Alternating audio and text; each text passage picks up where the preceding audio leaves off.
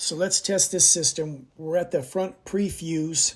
Now this supplies power to the front SAM, rear SAM.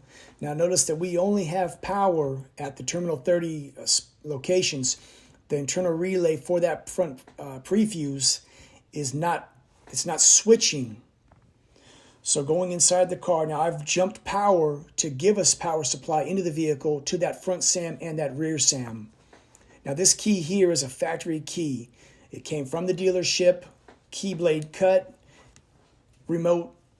We should have just been able to put it in the ignition, call it a day. However, that's not what's happening.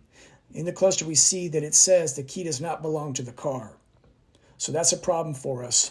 Mechanically, it doesn't work, nor does it work electronically. So now let's test everything on the bench. I've made a key for this vehicle, and we're going to bench test everything. So this is the cable that you're going to want to use. You can use the G-box, kind of a pain in the ass. But this cable set is going to do it for you. Pretty slick. Cluster, ignition switch, lock, power supply, OBD. Now I've got this other gateway here. Now I'm going to test it as well. ECU, ignition switch, emulator. I've got it. So again, this customer came in, just got a new key from the dealership. This is basically this is a replacement key. This is aftermarket, and he had this key when he bought the car. Now I've made him a key, dealt with the ignition switch. For test purposes, I've programmed an emulator. Now I'm going to go first with the key he got from the dealership. Look at the cluster. Does not belong to the vehicle. That's a first for me, but there you go. The key the car came with. It recognizes it essentially as a good key, but it ain't gonna work for the car, nor did the value change on the emulator. Now I'm gonna go with the key, replacement key. Immediately we are green, it recognized everything matches, says it's being initialized. Terminal 15. So we're good in this regard. I've bench tested it. It sees terminal 50. So now I can go into other actual values, and I'll piece this video together. But now I have essentially, the car will, if say the car was good, we'd start. But now what I've done is I've essentially matched these items. Everything is, say, calibrated, coordinated together, short of the vehicle. So I know this is good. Now I'll get back to this vehicle and I'll resolve the power supply issue. Fuse block. You're gonna hear this thing beep when I've got continuity. All of them.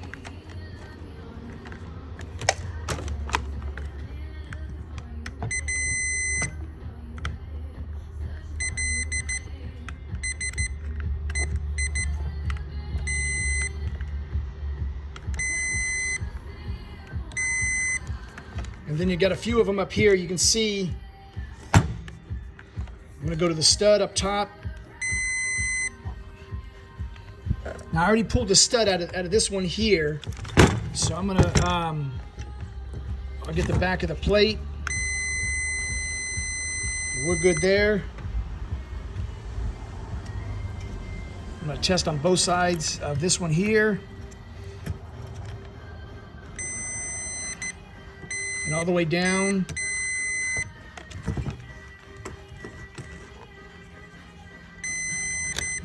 So we're all good there. So I'm continuing my diagnosis on this vehicle. Now I've tested all the fuses. They appear to be good. This is an internal relay that's going to give power to these two terminals that have no power when this was installed. So as you can see how that relay is set up on and off. So what I've done now is I've tested this relay. I believe this unit is likely good if I'm testing it correctly. So right now, try to get all of this in the same pick so you can see what I've got going on. So, and you're gonna hear the voltmeter, the ohmmeter. So I'm gonna change these terminals. Position 5 and position 3 is gonna close this or activate this part. This relay is gonna trigger these. So what I'm looking for is I'm gonna actuate power and ground to engage that relay. Let's see what the voltmeter does. Okay, and you can hear it as well. So I'm gonna remove power. It's in that state now. It doesn't just discharge. It's not a normally closed, normally open. It's whatever is the controlled function is what it appears to be. So now I'm gonna go to the off. The off is gonna be 4 is ground, 2 is power.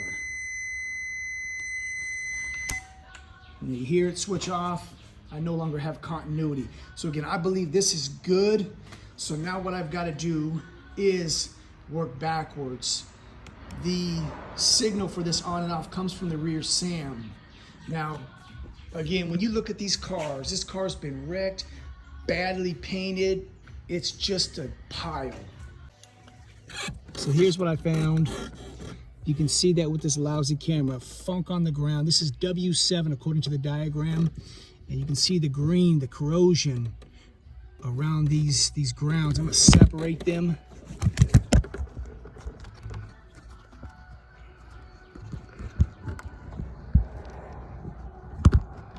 Looks like they're keyed to be a certain way. So I have to take these apart, clean them all, and put them back together. And we should be good to go. Resolve that high resistance that was essentially loose in the ground to trigger that front fuse relay to power the rest of the car. I'm wrapping this one up. Done all my testing. Got the car running. Again, what I found going into that front pre-fuse, fuse block, whatever you want to call it, it was not getting the ground from W7 to fire that solenoid to close the terminals to give me power to the car. So I've got it running. Again, we're gonna go with the key that I made. It runs, but it is not gonna drive. So here's my conclusion. He had a bad key to boot as well. Who knows how long it sat or whatever. There's the key the dealer made, and they made him a blade. Neither of them work. So the fact that it doesn't fit that, it doesn't fit the trunk, it doesn't have plates, it's been wrecked, likely salvaged. Who knows what was done to this car? But it's got faults in it that I am not chasing. More short faults, probably in the harness behind the throttle body. But I front loaded this gentleman the diagnosis. He didn't have the money. He asked about making payments. Then I said, you're gonna give me half that upfront diagnosis, $750 for what I thought I was gonna find. Still don't have that, so it runs. I'll wait till the gentleman gives me essentially what I've got into the car, and I'm gonna punt this car down the road. I'm not spending any time for this car. That's the way they go sometimes, folks. It's taken a lot of time from me, but I got a lot of work here. I got a big job there, and I got other work here. It's not about money. That's not the reason I'm not gonna fix this one. He doesn't have it, so all the time I spend on it, I take away from good paying customers. I've never met this gentleman before. I've never worked on this car. I never wanna work on it again. He will have to find somebody else to pick up, or I'm gonna leave it. So, ask questions, excuse me, be discerning, and know when to cut bait and walk away.